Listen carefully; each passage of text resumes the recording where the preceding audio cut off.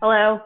Hello, everyone. Today we have the lovely and famous, world famous type 1 diabetic Alex Quinn with us. So, Alex Quinn, just give us a quick introduction. When did you start off with your diabetes? Well, I was 3 years old when I was diagnosed, so it's been 27 years for me, and it's been an interesting road for sure. Since 3 years old. Mm-hmm. How long ago was that? 27 years. Okay. Yeah, that was 1992. Wow. Yeah, pretty much my whole life. Do you remember anything about what they were telling you to do back then? I remember some of it, yeah. I had an endo when I was first diagnosed that was like honestly the best endo I've ever had. He was very much like, keep your blood sugar strict between 80 and 120 as much as possible. Don't eat sugar. Don't eat a bunch of stuff that'll spike your blood sugar. And he really, empowered me and my parents to like take control of my diabetes as much as we could. But I only saw him until I was 7, and then it kind of all went downhill with endos from there. Because I've never heard that advice from an endocrinologist since then, which I think is kind of odd, personally. But yeah, I remember when I was a kid, I was on NPH and regular until Humalog came onto the market. And then after that, I remember switching, but I was so young, I don't really remember much about the switch itself, but I've been on Humalog ever since. I guess that's what, like 25 years, something like that. So yeah, I do remember, well, first of all, let me just say, my mom's 2 older brothers are both type 1. So like going into diabetes in my family was a little different because my mom had grown up with them and knew about type 1. She knew all the warning signs. That's how we figured it out. Like, she figured it out before anybody else did. So there was a lot of background from my mom that I guess helped when I was first diagnosed, because she already knew. She was comfortable with syringes and insulin and bloodletting and all of that stuff. It wasn't like a huge shocker for her. I'm sure it wasn't a great thing to learn, but it wasn't the biggest thing, because my uncles already had it. At least something you could manage because she already knew the ins and outs. That's pretty convenient. Yeah. Convenient's a good word for it, for sure. Convenient in relation to diabetes, Yeah. So your doctor up till 7 actually recommended a good approach for you, and then what happened since then? Well, we moved to a different town. I was diagnosed in Boston at the Joslin Clinic, which is like one of the big diabetes clinics in the U.S. So we moved away from the town we were living into a different town, had a different endocrinologist there. And that was after Humalog came out. So I think that's about when the whole eat what you want and dose for it mindset started to come around. And I remember when I was a kid, I was just like, I was sick all the time. And I remember like I would wake up in the middle of the night with these like horrendous low blood sugars.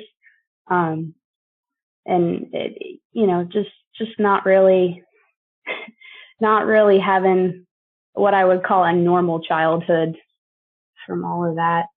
I think, also when I was 10, we moved to Arizona from Massachusetts. So I kind of bounced around from endocrinologist to endocrinologist. Mm-hmm. And, the guy that I ended up with in Tucson, I didn't like him from the get-go because he was very micromanaging, but also with the eat what you want and dose for it kind of advice. And I didn't want to have to call their office anytime I had a high blood sugar or anytime I had a low blood sugar or anytime I needed to make a treatment decision, at that time to me, I was like, this doesn't feel right. You know, I'm the one that lives with it and I have to deal with it. I don't need to be calling you all the time. So I personally didn't really get along with him. I'm not quite sure how my parents' relationship with him was, but I saw him until I was like 18 and then, you know, moved on to other people.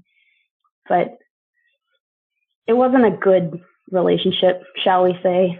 This one's always kicked me. Their dietitian that they made me see was so large that she had to turn sideways to fit through the door. And even as a little kid, I was always like, so tell me more about what I'm supposed to eat. You know, it's just, you know, everything about the whole eat what you want and dose for it and what I was hearing, just, it never felt right. But I also, you know, I didn't really know any better either because I've basically been type 1 my whole life. So, you know, if you never hear anything but the same advice and the same old dogma, you kind of don't know that there's any other options, I guess. I know what you mean. Yeah. I wish I had, you know, but I didn't really clue into the fact that there might be other ways to do things until I was in my mid-20s. So, but I think that'd get pretty bad before I clued in. How bad was it getting? So when I was like 10 to 14, I hit like total and complete burnout. I was just like, F this. I don't want diabetes. I don't want to be here. I don't want to admit that this is a thing. I didn't want to be the weird kid taking shots and not being able to like participate in class the way everybody else did. And so by the time I was 14, I was like skipping shots and lying about it. And my A1C got up to like 12 or 13 at that point. And that's when my endo team and my parents kind of, without me in the picture, decided that an insulin pump was probably the best option because I couldn't lie about having skipped a shot if I was on a pump.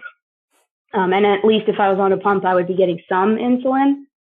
I think they were worried that I was going to go into DKA. So, you know, I went on a pump when I was 14.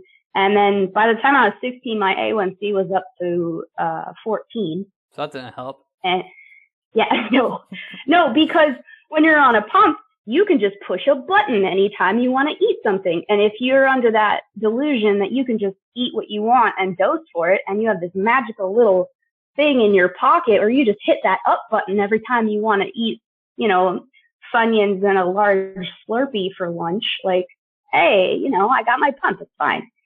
And I was a teenager, so I didn't really like have the wherewithal to think about the fact that that wasn't a good idea. I mean, I knew it wasn't a good idea, but I'm also very much a rebel when it comes to don't tell me what to do. Yeah. So that didn't help at all, honestly. So yeah, when I was a teenager, my blood sugars were just out of control. I was out of control. And I had some like pretty horrendous depression. You know, I would like sleep at weird hours for very long periods of time and then be awake all night and just like totally unmotivated. And I was sick all the time. And when I was about 16, I had this like crazy autoimmune flare up and my whole body got just completely covered in hives. So I'd be sitting in class and I could watch these like patches of hives like bloom on my body. It was bizarre. And I would get these like random facial swelling. So like my eye and my mouth would just like puff up. Like I remember one day I was sitting in math class and one of my eyes just like slowly swelled shut while I was sitting there. And I was just like, rubbing my eye, and then this like patch of hives just started blooming down my leg. And my teacher, I remember this really clearly. My teacher like gave everybody a little assignment so that she could come over and be like, "Are you okay?" And I sit there and I'm just like, "Don't send me home, man. Like, it's worse to sit at home feeling like this than it is to just be here dealing with it." And she was just like, "Oh my God." And I was just like, "Please don't make a big deal out of it. I can't do anything about it. And it is what it is right now." And yeah, so that wasn't fun. And I went to a whole slew of doctors, and I did all kinds of allergy testing. They tested me for like mold and all the environmental allergens. They tested me for a bunch of food stuff, and like all of it came back like within the normal ranges. So they couldn't figure out what was wrong with me. Oh my gosh. Oh, sorry, my phone just fell down. It happens. My bad. So anyway, yeah, they couldn't figure out what was wrong with me. And finally they just figured that my hives and my facial edema was just stress induced, which I think is kind of a like catch-all blanket term for we don't know what the hell is wrong with you. So they put me on this like major cocktail of medication. It was like 6 different pills that I had to take twice a day. And, some of them were antihistamines. And, I found out after I'd been taking them for a while that they used that as a way to like sneak in some antidepressants. So yeah. I got really upset when I was in one of my like late night internet rabbit holes where I was Googling what all this medication was. I'm 16. I'm smart enough to know that like, hey, maybe I should find out what all these drugs are. So I did. And then I was like, you put me on antidepressants without talking to me or telling me about it. That's not okay. So I cut all that off cold turkey and was like, F this. It's not helping anyway. It's just making me like even more crazy and sleeping all the time. And I'm still having all these like massive hive outbreaks. And at the time, my blood sugars were like in the 14 A1C range. So I don't even know what they were. I wasn't testing them. So I just, I was just sick, and I was sick in the head and sick in the body, and everything was just all inflamed. And, yeah, so the hives and all that, I stopped the medication, and then, about 2 years later, they all just like mysteriously went away. Like my senior year of high school, it just like stopped. After high school, the hives stopped. My blood sugars got a little better because I kind of hit a point where like I wasn't trapped by high school anymore, and I felt like I had options in life, and I didn't hate every moment of every day. I had a lot of angst when I was a teenager, if you can't tell. A lot of depression, a lot of just bad mental health, and my physical health didn't help with any of that. So once I graduated high school and I started going to college, I moved out when I was 19, and that helped immensely with my physical and mental health. Not that home life was bad. I mean, I love my parents. I had a great home life, but I needed to be on my own and to figure out my life and like, stretch my wings a little bit. So it gave me the freedom to kind of like figure out what I needed to do for myself without the other influences of life. By that point, my parents were pretty hands off anyway. Cause I'm very much like, no, I can and will do it myself kind of person. So I kind of was like, no, I don't want your help at a pretty young age. So let's see. I don't remember specifics about A1Cs and all of that. I do remember like after I moved out, I kind of bounced around from endocrinologist to endocrinologist, just trying to find somebody that I liked. So I found this endocrinologist that I really liked. And he was this like sweet old man who had been an endocrinologist for decades. And he was really kind. He's very respectful. And he very much was like, I want to help you help be a better person. I want to figure this out. So he put Dexcom on me. And I think that this was when Dexcom was in the like 2 to 3 version phase.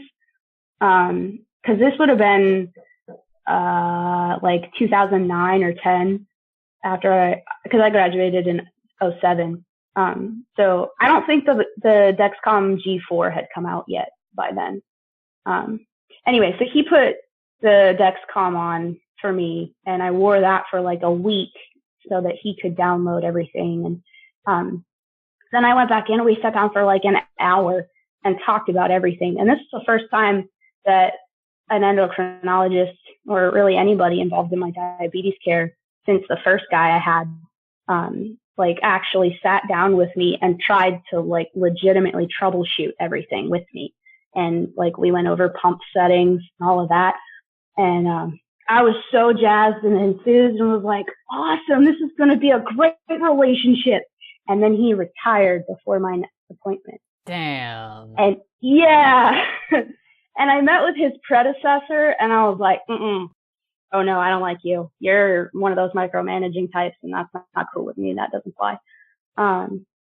So I tried 2 more endocrinologists after that. This was all in Arizona, by the way. And the next lady I saw was just mean. And like, she ripped me apart from the moment I walked into her office and just like criticized me and was really rude to me and then called me out for being defensive. And I was like, yeah, of course I'm defensive. You're like ripping me a new one. And this is the first time I've ever met you. Like, what else am I supposed to do?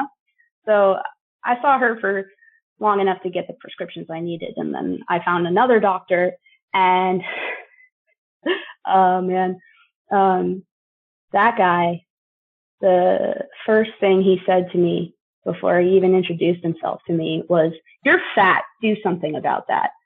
And I was like, I'm out. So I got up and left. Anyway, I have a long drawn out history of endocrinologists that I haven't had a good relationship with. And I think a lot of that has to do with the like poor control. I think one fed into the other and then they fed back upon themselves. Like I didn't have a good relationship with the endo and kind of felt frustrated. And like I was in this dead end where I didn't know what to do, but I was trying my best with the tools that I had, but had no support for those tools. And I knew that they weren't working. So it was just this like round robin of, confusion and a lot of mistakes on everybody's part. And then, when I was 21, I aged out of my parents' health insurance. This is before the Affordable Care Act. So I couldn't get health insurance at that point. And I couldn't afford my insulin pump anymore either, because it was basically like, I can afford insulin and food, or I can afford the pump, but I can't afford the insulin and the pump and food, because I was 21, I was still in college, I was working full time and I was taking a full course load. So it was too much, couldn't handle it. So I ditched the pump, which is one of the best decisions I've ever made in my diabetes care, aside from deciding to follow Dr. Bernstein's methods. Because at the time, it forced me to pay attention. Like I couldn't just hit the up button on my pump anymore. I had to draw out my insulin. I had to pay attention to my doses. I had to like nail the timing of stuff. I couldn't just hit a button anymore. So that was a major eye opener for me. And, I had an endo at the time who was marginally supportive, but she had too many patients and just couldn't give me any time. But, you know, she at least tried. But still, I didn't really have the good tools that I needed. So I was just still not the greatest control. I think at that time, I was like 21, my A1C was around like 8-ish.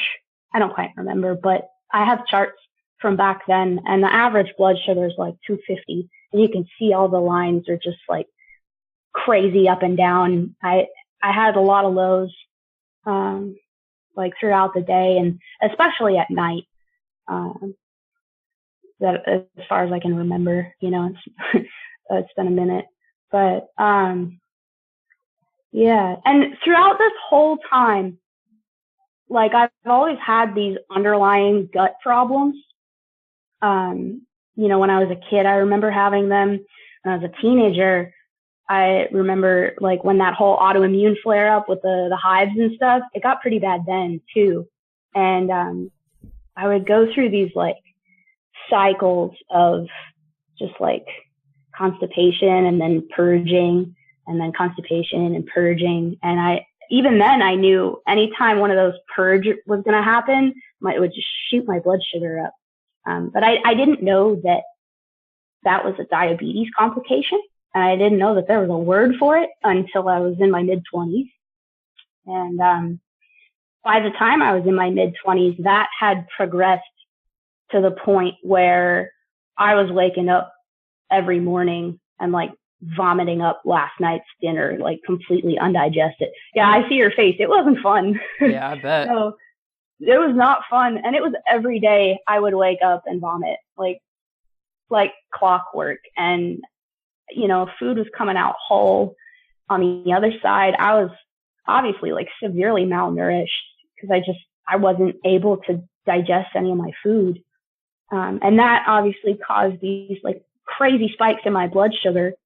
But I didn't know what was causing it or what to do about it. I just knew that it was happening.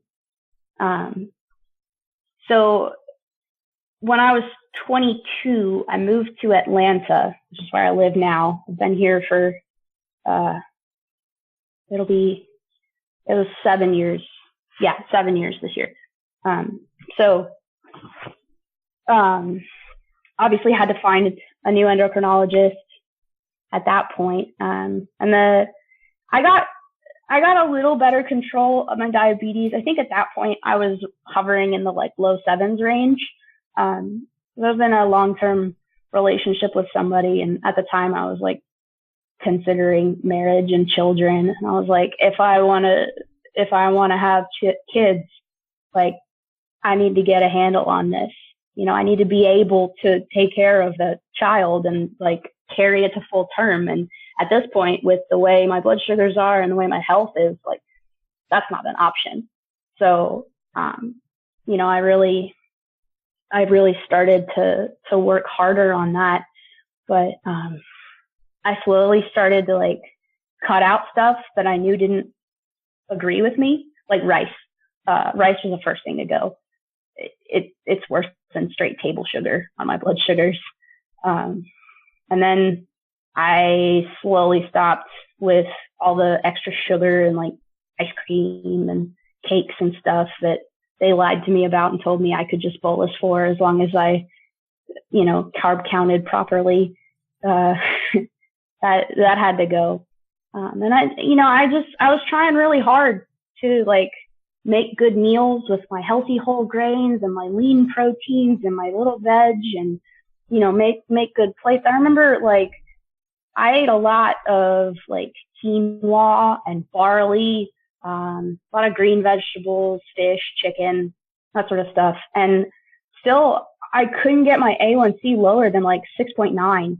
That was the lowest I had ever gotten at that point. And my endo was like super happy about it. And I'm over here like, you're happy about this? Like, I don't think this is actually success. I don't know what success looks like, but if this is what success looks like, I'm not sure I'm up for this. Like, I'm throwing up my food every morning and I can't digest anything. And I'm sick all the time. And I was working as a freelancer in the lighting and production world.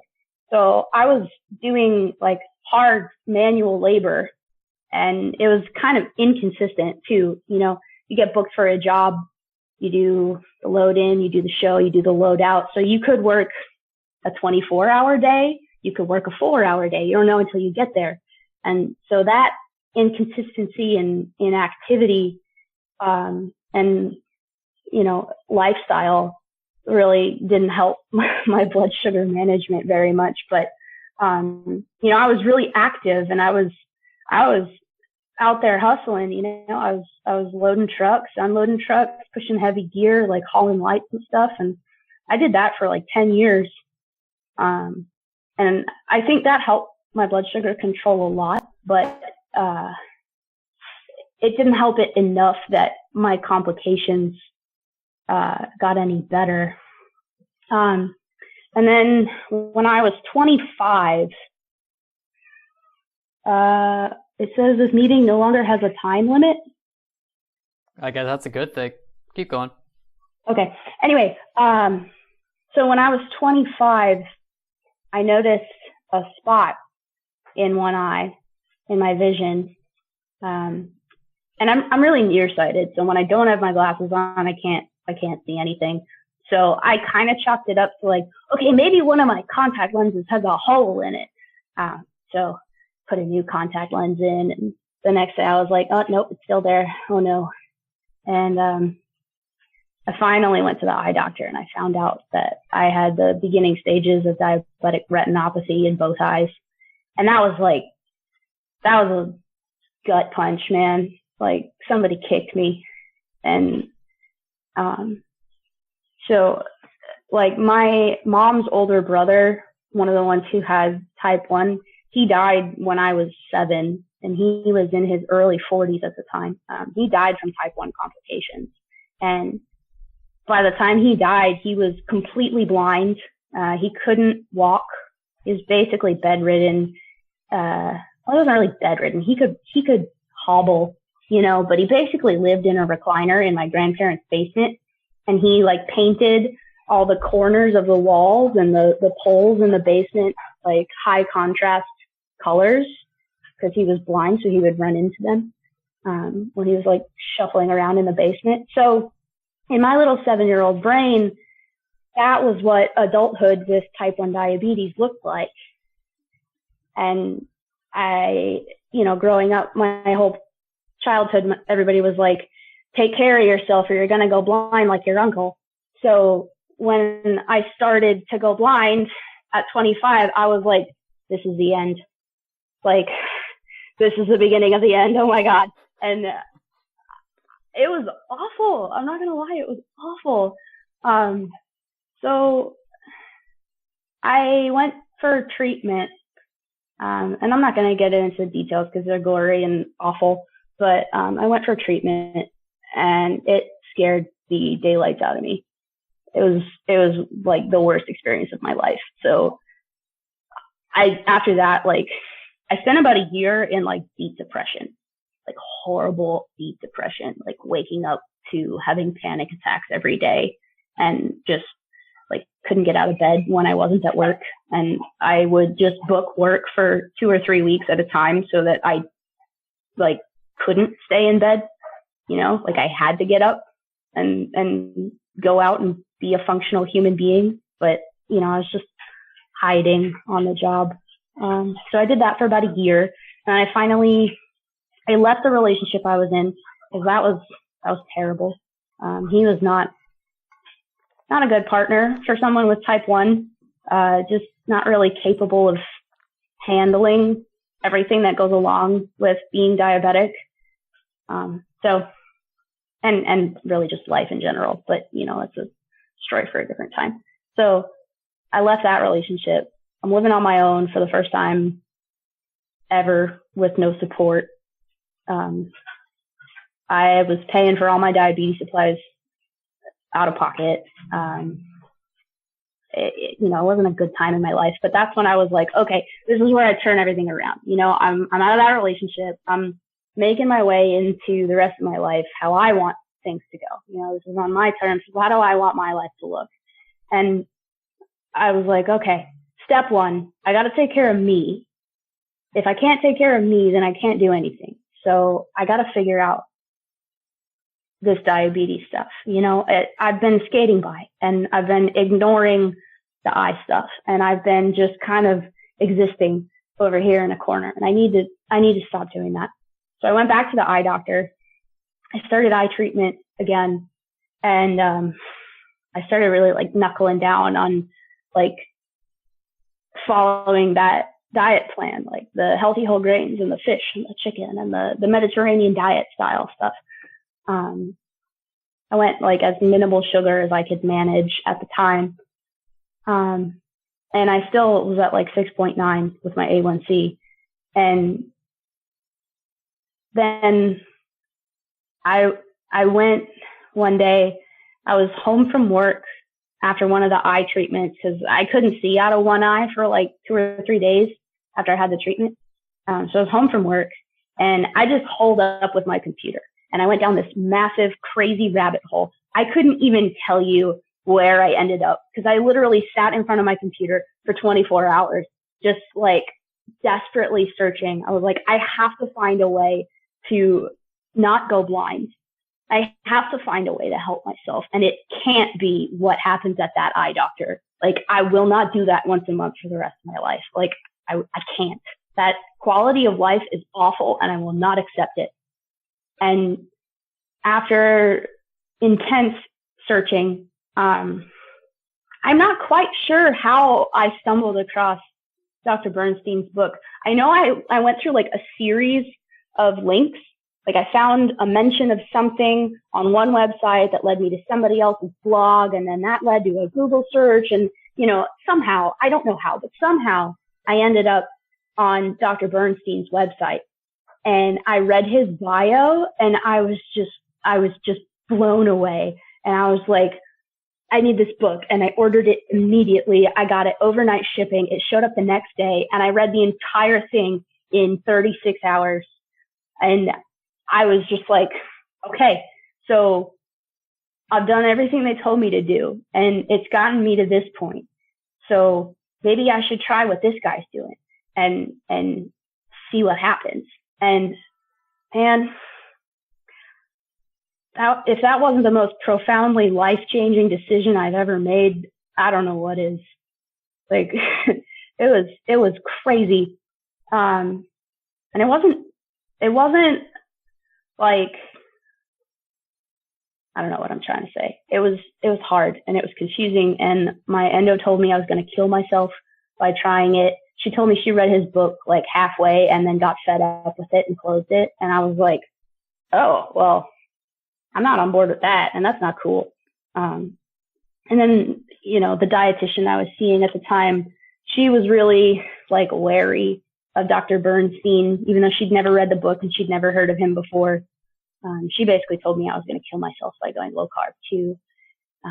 You know, I was doing it on my own. I was living in this like crazy, like hippie farm commune with like, oh man, this house had 5 bedrooms and there were like 10 people sleeping there at any night. You know, it was just this like really weird, surreal moment in my life. We would like grow vegetables in the yard. So we're like at the end of this dead end on 3 acres. And one of my roommates at the time was a shepherd. So he like grew a bunch of vegetables in our backyard and we all like helped pitch in and like take care of the garden, and he would let us like go out there and eat whatever we wanted. So, like when I first went low carb, it was during the summertime when I was living on a farm. So there's like this endless surplus of local produce that was free. And I was like, oh yeah, this is great. I'm telling you, man, it was a really surreal experience. And consequently, at the same time, the girl who lived in the room next to me was also type 1.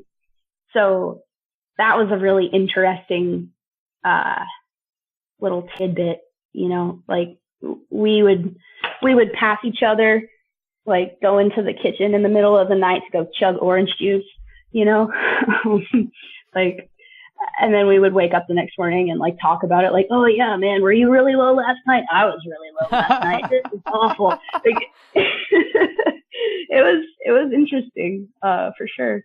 But, so when I read the book, she was asking me questions about it, and I would tell her about the chapters that I read. And it was kind of cool to have somebody to talk to about it, even though she had like absolutely no interest in trying it. She was like, I'm cool. I just take my pump and like take the shots and everything's fine. I don't really care. I've got neuropathy in my toes, but whatever. And I was just like, okay, you do that. I'm gonna be over here. So, I mean, we were just roommates. We weren't really friends, but, yeah, going low carb was a trip, man. It really like illuminated for me just how astray I had been led by all of the other authority figures on diabetes in my life before that. And man, I was already dealing with a lot of like crazy complex emotions about being diabetic because I was like starting to go blind in one eye and like puking up my food every morning. And then to find out that this information has been out there this whole time and nobody told me about it. And in fact, that information was suppressed by the powers that be. I was like, I'm so mad. Yeah. I'm so mad. And it took a lot. I was in therapy at the time, and I did a lot of group therapy too, just because I didn't have good coping skills for life. And so I was like, let's get some therapy. You know, I'm trying to work on everything else. Let's try that too. So I spent a lot of time in therapy talking about how angry I was at everybody. Yeah, it seems pretty common for most of the people I know that have found Dr. Bernstein after so long with type 1 that they're just like, what? Nobody told me this? It's sort of an aha moment. It's like, it seems so obvious now, but looking back, I mean, it's like, how did I not know about this? Yeah, definitely. Man, I remember my parents and I have had this conversation a bunch of times since I was diagnosed, and they've had a lot of like major guilt about not knowing and not being able to like help me with that when I was a kid. And I've just told them, you know, like, I don't in any way hold it against you for doing the best that you could do with the tools that you had. So yeah. You know, I just, they did the best they could, and they did what they thought was right. And, you know, how could you know to do any better if you've never even heard that there is a better, you know? Yeah, you can't really blame them. No, and I don't. And we've had many talks about that where I'm like, you did the best you could, you know? And I'm also very much the type of person that's like, I don't want your help. So I'm sure that didn't encourage them to help me more than they could. So yeah, it's been a long, windy journey to get here. So when did you go low carb? I was 26. Yeah, I was 26. So about 4 years ago? About 4 years ago, yeah. And I would say it took me about a solid 6 months to fully wean myself off of carbs. 'Cause man, like I said, I was really sick and I was really unhealthy, and I had never before asked my metabolism to be flexible in any way. So I was asking a lot out of my body that it had never done before and wasn't really capable of doing. And it took a long time to adapt. And I just, like, through the whole like arduous ordeal of adapting to the low carb lifestyle. I kept that compass pointed towards like any improvement is better than where I am now. So even if it's hellish to get there, if I can, stay the course and see some improvements, that's better than where I'm at. And that's all I want is, the underlying ultimate goal was to not go blind, but the surface goals that I was setting for myself to like the smaller goals to achieve was just like, let's just have more good days than bad days. And like, let's just try to, follow Bernstein's methods as much as possible and see where it's at. And yeah, it was not an easy transition. Like there were a couple times where I genuinely thought I needed to go to the hospital. I remember the first day I went like below 30 grams of carbs for the day. I think that was the first time I had ever asked my body to be in nutritional ketosis ever. And I thought I was going to die. Like I was at work and I was sheet white and my heart was just like 160 beats per minute, like just raging in my chest, and I'm sweating profusely. And all I was doing was standing there. And one of my coworkers was like, dude, are you okay? And I was like, I don't know, man. Like, holy shit. But I knew that if I like sought medical help, that they were just going to tell me to eat some carbohydrate and stop with this foolish low carb nonsense because you're diabetic. So I kind of had to like doctor myself through it. And I didn't really know what keto flu was until that day. And that's, that's when I found out for sure. And I Googled all my symptoms and, there's all this stuff about keto flu. And I was like, oh, this is one thing in Dr. Bernstein's book that would have been nice if he had mentioned that. I think he didn't mention it on purpose because he didn't want to scare people. He may have just not experienced it. I didn't experience it or myself. That. Really? Yeah. I had a few lows starting out. It wasn't a flawless transition, but I didn't have a keto flu. Really? Yeah. Man, I'm jealous. I had keto flu for like a month. Yeah. But you got through it. You got through it. I did get through it. I did. It took a lot, and I'm better for it. I think personally. But yeah, it was. I remember one day I was at work and I had been doing Bernstein's method for maybe like 8 or 9 months at this time. Like I had gotten over the hump of the carb withdrawal and the like sweats and the shaking and the rapid heart rate and, the headaches and stuff. I'd kind of gotten myself over that hump, and I was at work. I was sitting in this warehouse that I worked in, and I was like, working on this like really highly technical, detail oriented cleaning job on one of the lighting fixtures that I was working on. And, I just checked my blood sugar because I was like, oh, hey, it's been like an hour. Let me check my blood sugar. I can't remember if I had Dexcom at the time or not. But anyway, so I checked my blood sugar and it was like in the mid 90s. And I remember so clearly, like I stopped, like somebody had smacked me upside the head. And I was like, my blood sugar has been in the mid 90s for a week straight for the first time in my entire life.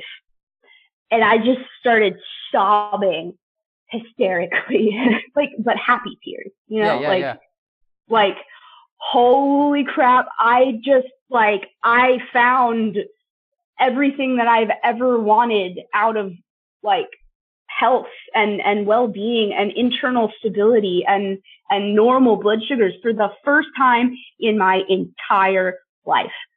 And I cried for like 2 hours in the corner in the warehouse where I worked, just like trying to hide it from my coworkers. Like, guys, don't look at me. I promise I'm okay. And at one point my boss came over to talk to me. She looked at me. She was like, are you okay? And I was like, they're happy tears. It's okay. Oh man.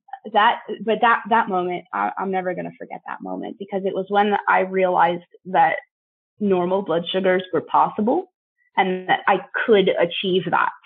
And that even if I had bad days, and even if I, had some highs and I had some lows, like, I can do this, and I will do this, and I will do everything I can to keep my blood sugar where I want it to be. And it was just this amazing, like, profound moment of like joy and happiness and like release, and, one thing that really struck me when you were interviewing Maya the other day, she mentioned that she became an entirely different person after she normalized her blood sugars. And that really struck me, because that happened to me too.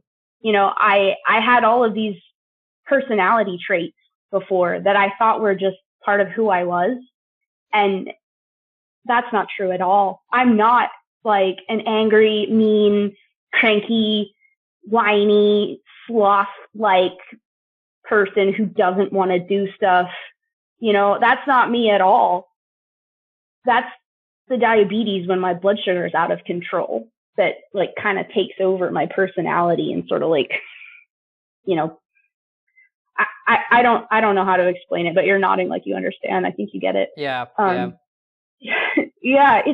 It's amazing to me how different the mindset is when your blood sugars are out of control.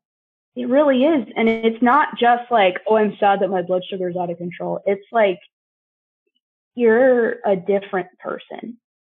At least I am. And when I realized that person and those traits of my personality weren't actually who I was, that was another like crazy profound moment of life changing, crying for a while, it was amazing. And like, I started walking every day and like going on big long hikes, which if you wanted me to like do physical activity before that, you would have had to like get a crowbar to like pry me out the house.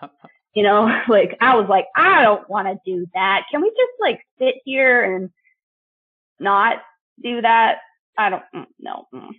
But, I started exercising. My blood sugars were as normal as I could get them, which, I mean, there's obviously still ups and downs, no matter how good of control you can get. It's never perfect. But no, never.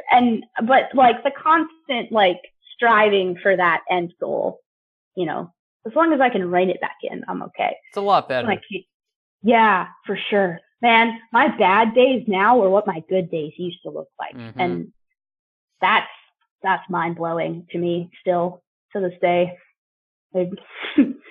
Yeah, it's amazing. It's been such a like profound journey into like health and well-being that I never even thought was possible. It's amazing for sure. Part of me has to sort of consider diabetes both a gift and a curse in that sense, because at one end is a lot of suffering, but the other end, now you know what you know now, and you would have never known about it otherwise. Right, for sure. Yeah, I had to reconcile that a lot when I was going through that whole like angry at the establishment for screwing me over my whole life. Like, if I hadn't hit my own personal rock bottom of retinopathy and gastroparesis and like my body basically shutting down in my mid-20s, I would never be where I'm at today. And today, like I'm happy, I'm healthy, I'm successful, I'm in a great relationship, I have a beautiful home, I have a wonderful family. Like I wouldn't be here without having hit rock bottom or having found Dr. Bernstein after hitting rock bottom. So, I'm grateful for that. That's fantastic. In a weird way. That's fantastic. Yeah, man. Now, I would consider the emotional issues one of the complications you're having. That's a lot better now. But how about your other complications? How are you doing with your eyes? How are you doing with the gastroparesis? Okay, so the eye stuff, it's stable. It's not getting any worse. I do still have this like I don't know, it's kind of like a fish eye on one eye when I close it and look just through that eye, which I think is kind of fun sometimes when I Kind of like a just lazy wanna, eye. no, you know what a fish eye lens looks like Yeah. when you look through it? Okay, so imagine you've got one of those in front of your eye at all times. That's what it looks like for me. Interesting. Anyway, so that eye has stabilized. It's not gotten any worse. My actual vision has started to improve, so I can see better out of this eye than I could at the beginning. So I've done some treatments too. I haven't done treatments in probably like a year and a half. I've just been focusing solely on like diet and supplements and that sort of stuff. So the eye is stable. The gastroparesis is leaps and bounds better than it ever has been. I haven't vomited in years. I have regular bowel movements, and they might not be perfect, but they happen. And sometimes I get those like episodes of where my stomach just like says, nah, son, I'm done for today. But it's not nearly what it used to be at all.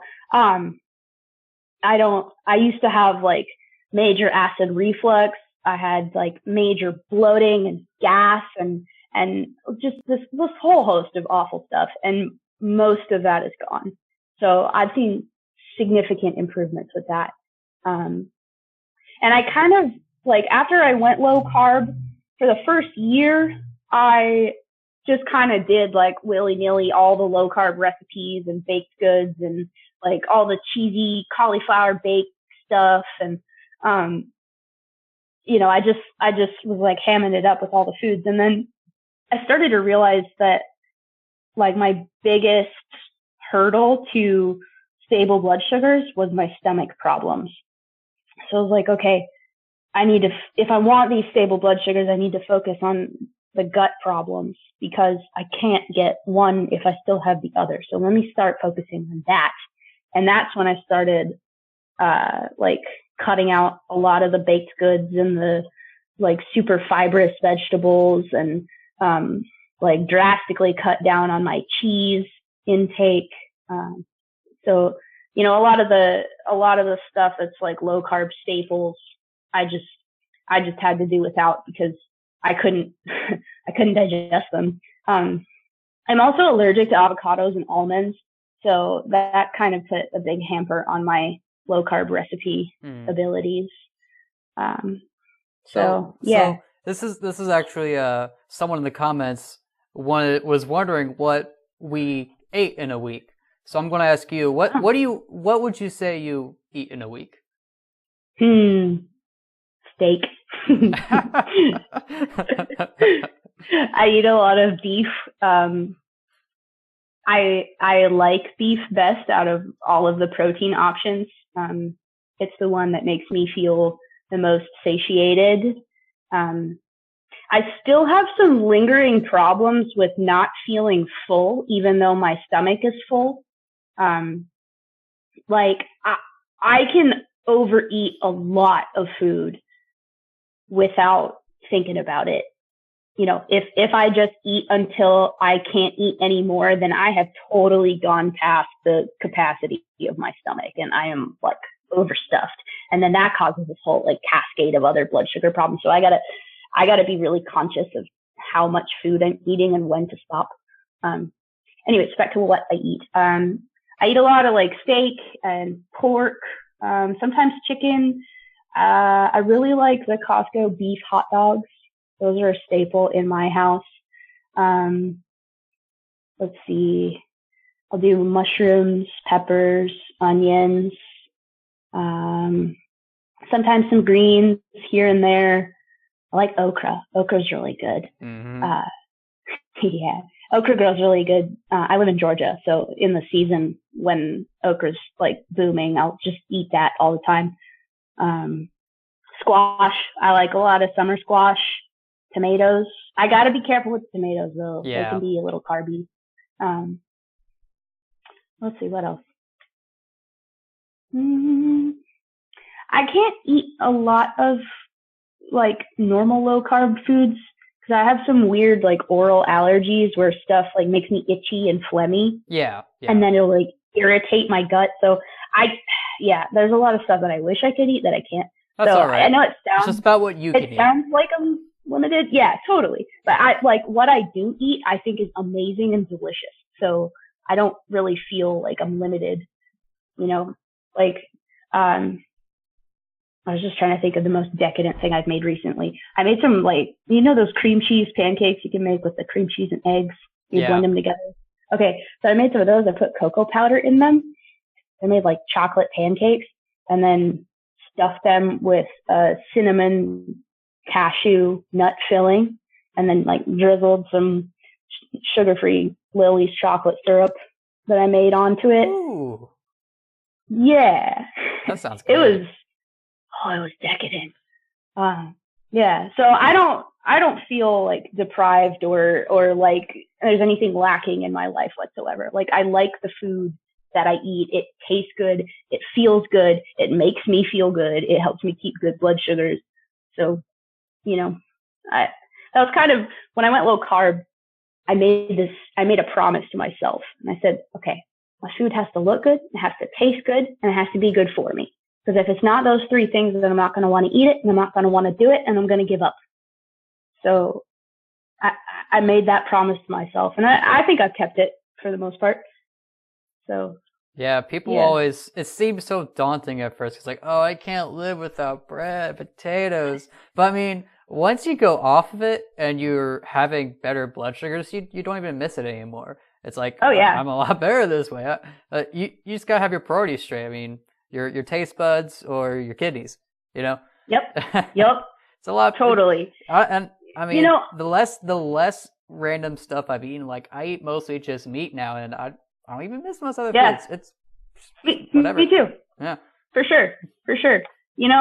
And like, I made this YouTube video a couple months ago where I was talking. Somebody asked me like, where do you find your deepest motivation in like staying low carb? And I made this big long video where I was talking about it. And basically it's like, I don't want to go blind.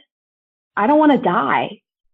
Like there is absolutely no food on this planet in my world that is worth my eyesight and my fingers and toes and my well-being. Like a cupcake is not going to make me happy and live to a ripe old age where I die in my sleep, cause that's what I want out of my life. And I want to be healthy until I do. So yeah, that's where I'm coming from. And all diabetics deserve that. We all deserve normal blood sugars. I love that phrase. I do too. Speaking of which, what is your A1C now?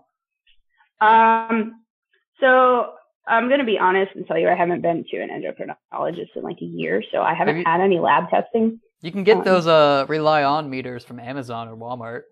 You can, but I'm a cheap bastard and I haven't actually bought one. Okay.